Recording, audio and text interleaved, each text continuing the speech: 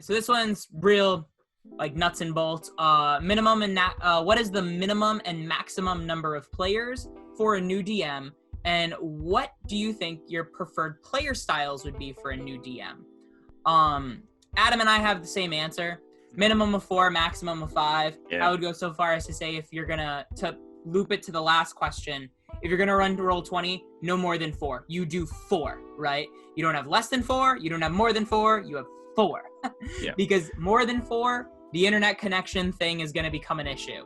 Less than 4, you don't have as many dynamics going on at the same time, and you can't cover all of your party's roles.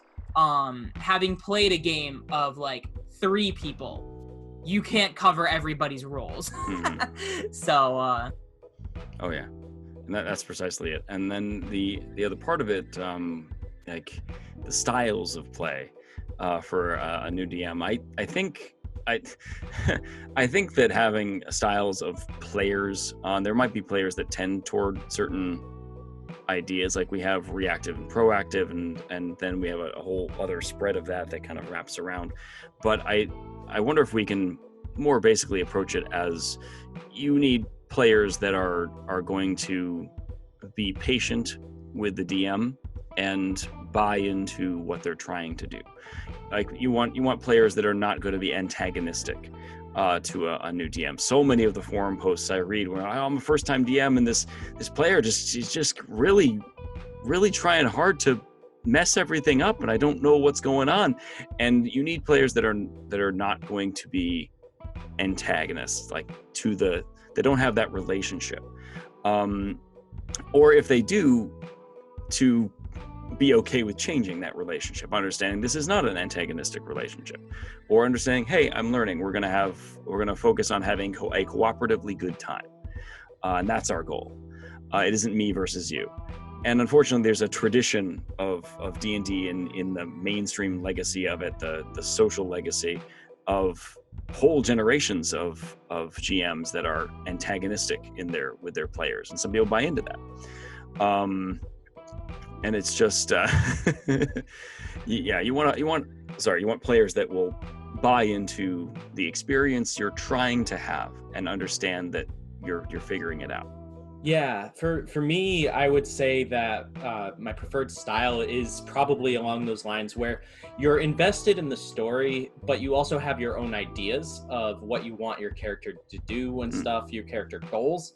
I am excited when my players tell me this is my character's like overarching goal. Like they have a motive already planned. I don't have to like come up with something that will hopefully motivate them and then hope it succeeds also. Because sometimes I've come up with motives and I'm like, this is going to be a great motive. This character, like, let's just say there's a NPC death or something. This NPC is going to die, and this character is going to be all like emotionally attached, and they're going to go and like look for vengeance or something like that. And sometimes that doesn't work. It's just really funny when it doesn't. You think it's going to work, and then they're just like, oh, that sucks. But one of the things that I think is kind of funny is and you know, the antagonistic player is pretty interesting to deal with, because sometimes they like say it outright to you. They're like, my whole goal is kind of just, I want to see what I can mess with in your world. And I'm like, okay, sure. I'm glad you told me up front. And I've actually had a player recently in a campaign session where they had the invisibility spell. So they turned themselves invisible and went out onto the school campus that night, because we were in an academy setting. And that's not allowed really, because there's a curfew. So there's like guards and stuff hanging out, and you know, looking to make sure all the students are in their dorms, and they're invisible. So I'm like, okay, you walk around, you come up closer to some of these guards. They make movements towards you as though they can see you, and they're like, okay, if I move like this, do they react? And it's like, yeah, absolutely. It seems like they can see people who are invisible, and they're like, oh. That's not good. So just before curfew actually hit, they managed to scamper off to the dorm again. But that was a way that I kind of turned it around, because that could have turned into like a really long, solo mission that we don't really like to do too much in D&D, because it just takes time away from the rest of the party. And so that's what I think you can kind of do to create restrictions for antagonistic characters that they may suffer consequences from, as opposed to just saying, oh, I go and break this window and I run away. And it's like, oh, well, somebody might have heard that, things like that. And I think antagonistic, you can still be an antagonist. You can play an antagonist. You can play even a chaotic character. But when it comes to the player and how the player interacts with the DM, it's a sense of, I'm going to work with you, not fight with you. That's what you need, I think, because you're learning the game too. And they're learning the game, I hope. Everybody's going to be learning together consistently, but especially a new DM is learning the game.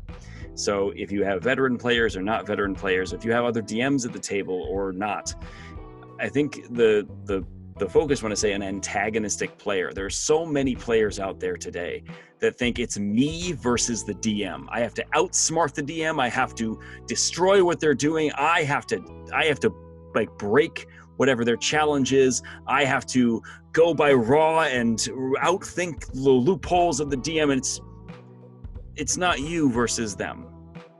You're working with the DM. There's a cooperative storytelling experience here. And those can have challenges, and those can have, puzzles and difficulties and, things like that. You can still challenge your players, of course, and they can still have deadly encounters.